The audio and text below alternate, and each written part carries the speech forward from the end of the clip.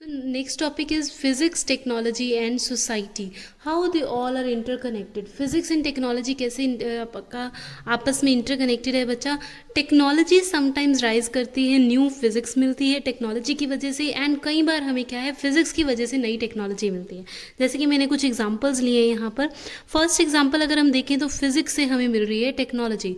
Physics क्या आती है, हमारी basic laws of electricity and magnetic, right. हम इलेक्ट्रिक एंड मैग्नेटिक फील्ड्स को यूज़ करके अपना वायरलेस कम्युनिकेशन, जो मोबाइल कम्युनिकेशन है, वो बना पाए. यानी कि हमें फिजिक्स की लॉज से हमें क्या है, नई टेक्नोलॉजी का मिला, right. Next is our technology की वजह से हमें क्या राइज मिला फिजिक्स में. टेक्नोलॉजी हमारी क्या थी बच्चा, हीट इंजन्स को इम्प्रूव करना, उनकी वर्किंग को इम्प्रूव करने के चक्कर में हमें क्या है, एक स्पेसिफिक ब्रांच ऑफ फिजिक्स मिल गया उसका कंप्लीट, जिसकी वजह से हम अपने रेफ्रिजरेटर की वर्किंग, हीट इंजन्स, ऑटोमोबाइल की वर्किंग समझ पाए. That is our thermodynamics, right. So this is basically technology ने इम्पैक्ट किया फिजिक्स को.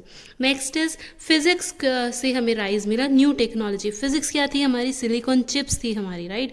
फिजिक्स थी हमारी सिलिकॉन चिप, जिसकी वजह से हमारा क्या है, सिलिकॉन चिप्स जब आई, फिजिक्स आई है जब हमने क्या किया, तो हमें क्या मिला, कंप्यूटर रेवोल्यूशन मिला, राइट. कंप्यूटर से हमें लैपटॉप्स, टैब्स मिले आगे, राइट. सो कंप्यूटर के जनरेशन में क्या है, आपका रेवोल्यूशन मिला. फिजिक्स की वजह से नई टेक्नोलॉजी मिली हमें, राइट. नेक्स्ट इज फिजिक्स की वजह से कहाँ हमें टेक्नोलॉजी मिली है, दैट इज आपका जो न्यूट्रॉन इंड्यूस्ड फ्यूजन ऑफ आपका डिस्कवरी हुई है यूरेनियम की, राइट. वो क्या है, आपका जो बेसिक्स जो थे हमारे न्यूक्लियर पावर रिएक्टर के या न्यूक्लियर वेपन्स के, उनको यूज़ करके हमने क्या है, नई टेक्नोलॉजी जो न्यूट्रॉन को आपको इंड्यूस करते हैं और फिजन करते हैं आप यूरेनियम का, वो क्या है, हमें नई टेक्नोलॉजी मिली है फिजिक्स की वजह से. How physics and society are आप इंटर रिलेटेड. जो आपके फॉसिल फ्यूल्स हैं, जो आपके जैसे पेट्रोल है, डीजल है, वो क्या है, बहुत ही जल्दी जल्दी आपका ड्वेलिंग रेट से आपका फास्टली वो आपका ड्वेल हो रहा है, राइट. सो आपका क्या है, कंसिडर्ड प्रोसेस है आपका, फिजिक्स ने कैसे आपको दिया है.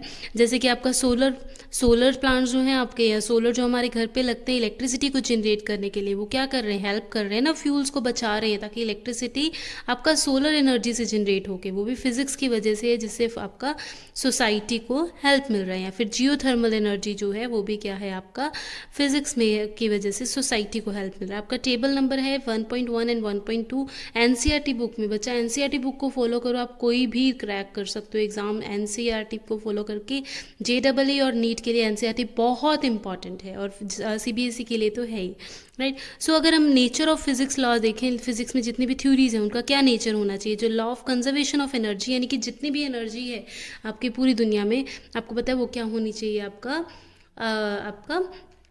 कंजर्व रहनी चाहिए. जैसे काइनेटिक, आपकी टोटल एनर्जी है, that is equals to kinetic energy plus आपका पोटेंशियल एनर्जी. सो ये क्या है, आपस में ये इंक्रीज होगी तो ये डिक्रीज होगी, ये डिक्रीज होगी तो ये इंक्रीज होगी, बैलेंस रहेंगी, और टोटल एनर्जी जो है वो क्या रहेगी, आपकी कंजर्व रहेगी.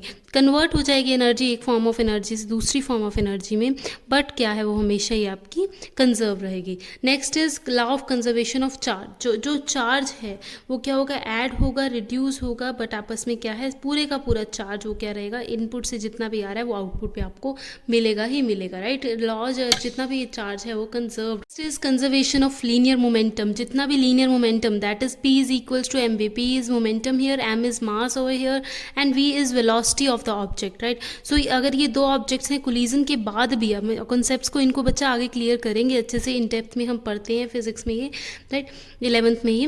तो कंजर्व रहेगा, जो नेट चार्ज है पी आर, वो क्या रहेगा, कोलिजन के बाद भी आपका कंजर्व्ड रहेगा. Law of conservation of angular momentum. अगर हम एंगुलर मोमेंटम यानी कि रोटेशन की बात करें, अगर रोटेशन हो रहा है, एल आपका एंगुलर मोमेंटम को डिफाइन करता है, that is equals to R, that is position of object, it is a vector quantity, into में P, that is our linear momentum. P into में पोजीशन जो रहता है आपका.